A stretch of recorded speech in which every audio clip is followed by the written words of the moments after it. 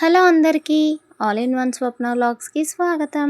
ఈరోజైతే ఆరోగ్యానికి ఎంతో మేలు చేసే పాలకూర ఫ్రై ఎలా చేయాలో చూసేద్దాం.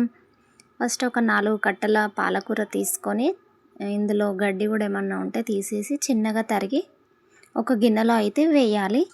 తర్వాత ఒక ఉల్లిపాయ తీసుకొని అది కూడా చిన్నగా తరిగి పక్కన పెట్టుకోవాలి.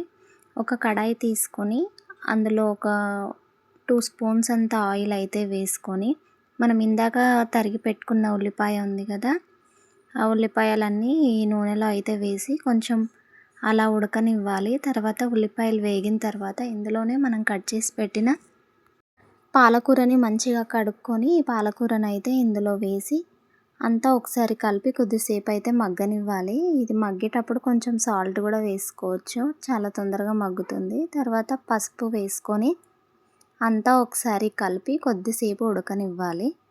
ఈ కొంచెం ఉడికిన తర్వాత మనము ఇందులోనే రుచికి సరిపడా కారం అయితే వేస్తున్నాను. నేను ఒక 1.5 స్పూన్ అయితే వేసాను. తర్వాత సాల్ట్ కూడా వేసుకొని అంతా ఒకసారి కలిసేలాగా కలుపుకొని కొద్దిసేపు మగ్గనివ్వాలి.